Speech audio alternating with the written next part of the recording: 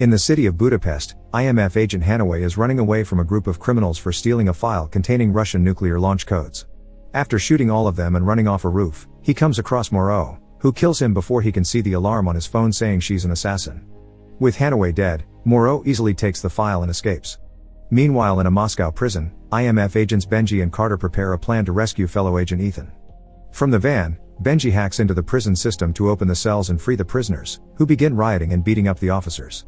Once Carter reaches the right spot in the sewers, Benji plays a song that indicates Ethan they're ready to pick him up.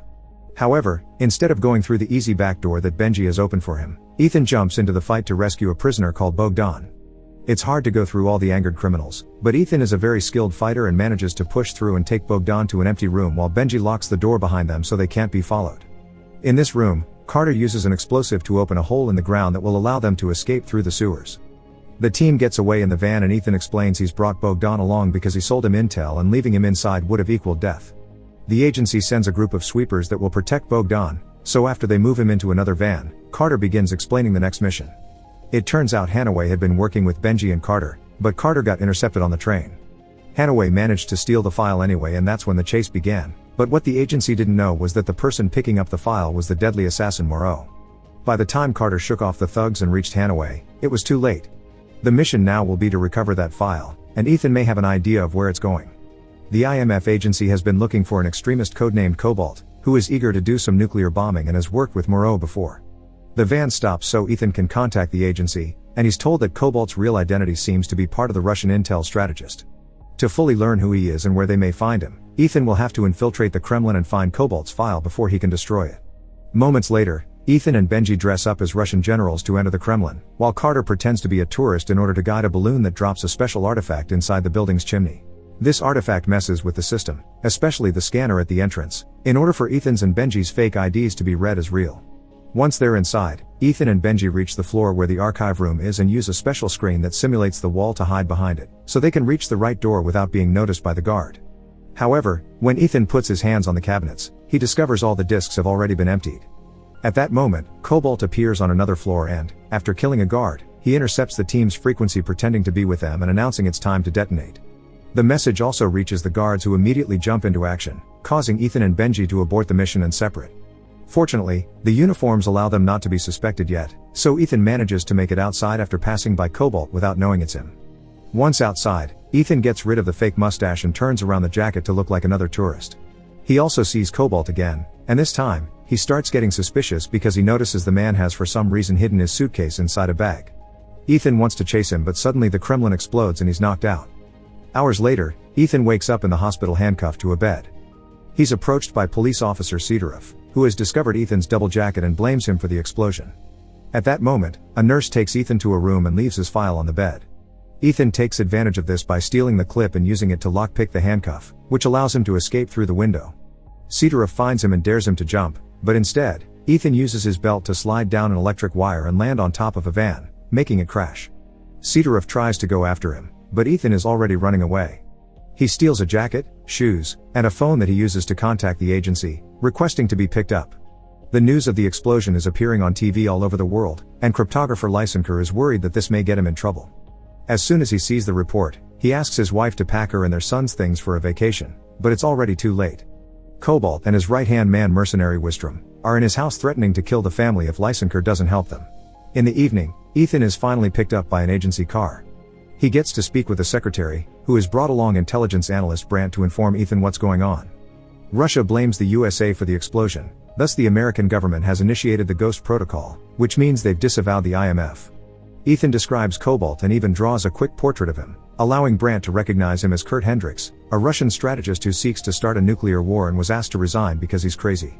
Unfortunately, they can't inform the Russian government of this because Americans have lost all credibility. The secretary is supposed to take Ethan back to Washington to be punished, but instead, he hands Ethan a pen drive with information and tells him to pretend to have attacked him and Brandt so he can escape in order to clean up this mess. Before Ethan can do anything though, the car is found by the police, who open fire on them. The secretary and the driver die, causing the car to lose control and fall into the river. Ethan uses a flare together with one of the bodies to distract the officers while he and Brandt swim away. Sidorov is there too, overseeing the operation, and he's informed that 2 prisoners have escaped their prison. One is obviously Ethan, and while Sidorov doesn't know Bogdan, he sends his men to get in contact with him. Meanwhile, Ethan and Brant reach a train station and find a secret IMF bunker inside a departing freight train, where they reunite with Benji and Carter. Ethan wastes no time and, after making a secret call, connects the secretary's pendrive to find a speech by Cobalt where he promotes the use of nuclear weapons to clean humanity. He used the explosion at the Kremlin to cover up his theft of a nuclear device, now he only needs to meet with Moreau to get the codes to activate it. Intel says both Moreau and Wistrom have been seen going to Dubai, so they need to intercept them. With the IMF out of commission, they won't have any outside help, only the tools they can find inside this train.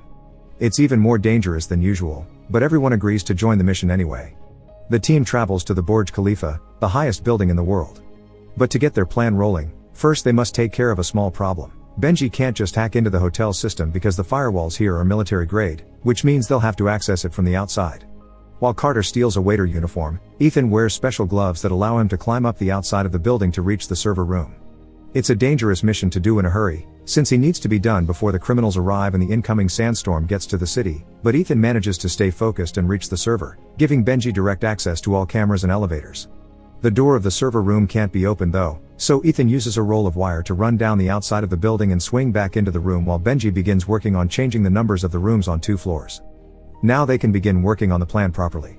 Carter will pretend to be Moreau and meet with Wistrom, while Brant and Ethan will pretend to be the criminals and meet with Moreau. Brant's wearing a special lens that can capture and transmit images to the printer inside a briefcase. This printer will copy the codes and print them in a scrambled order on paper that can be tracked by Ethan's phone. At that moment, they see on the cameras Wistrom arriving with Lysenker, who Brant recognizes as the cryptographer that redesigned Russian codes during the war. This means he's been brought to authenticate the files Moreau will sell them, which ruins the whole plan. Ethan thinks they should give Wistrom the real codes and catch him later, a plan Brant is against until Ethan makes him realize they don't have much of a choice. To make matters worse, the machine that has been working in their mask suddenly breaks, so they'll have to rely on the hope that Moreau has never seen Wistrom before. Fortunately, that's exactly the case. Wistrom believes Carter to be Moreau, and Moreau believes Brant and Ethan are her buyers.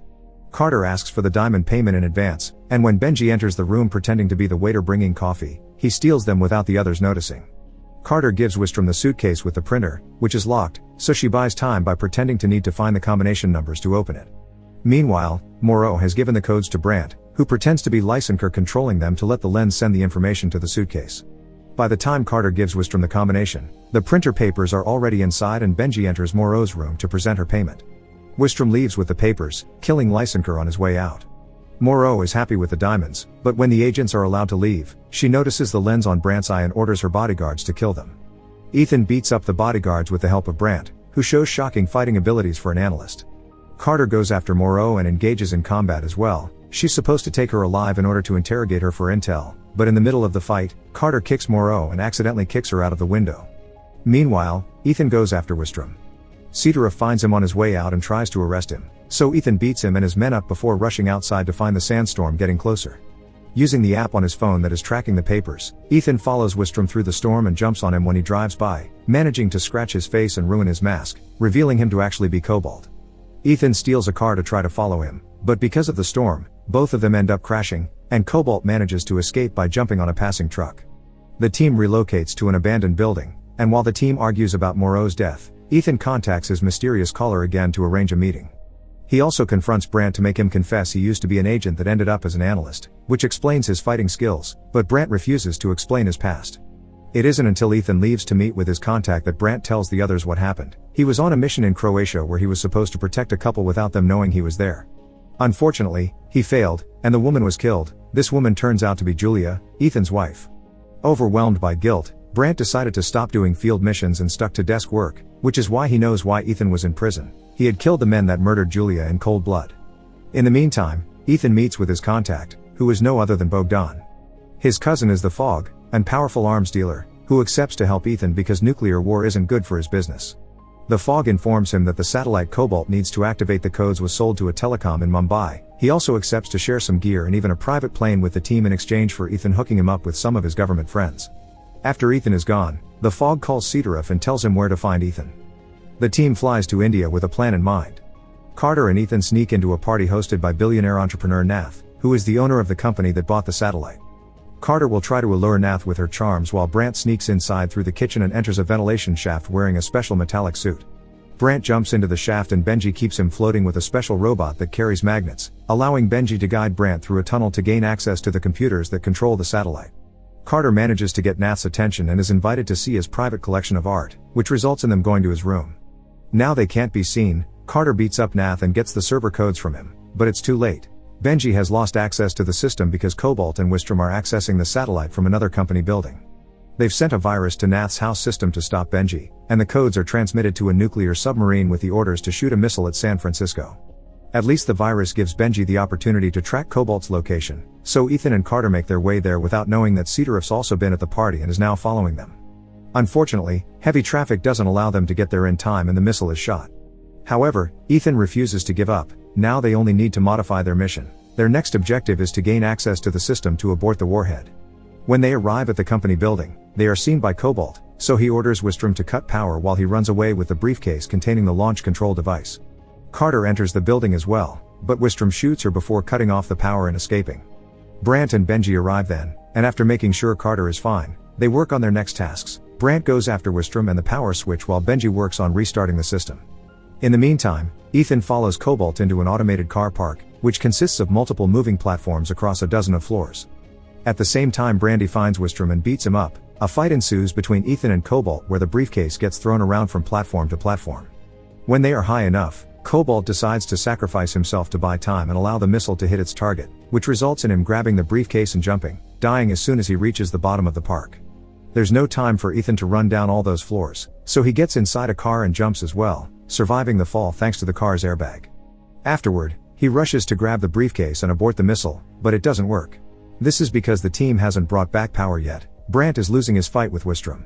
Benji tells Carter what buttons to press to restart the system once the power comes back and goes looking for Brant. He shoots Wistrom as soon as he finds him and Brant brings the power back, allowing Carter to turn on the system and Ethan's constant pressing of the buttons finally cancels the detonation.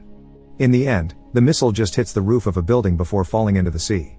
At that moment, Cedarif finds Ethan and gets to see the briefcase, which helps him understand Ethan has always been the good guy and he was told the location on purpose in order to see who the real villain is. A few days later, Ethan is in Seattle having a drink with a fellow agent while telling him of his latest adventures. The team arrives then, so Ethan says bye to his friend to tell the team he would love to work with them again.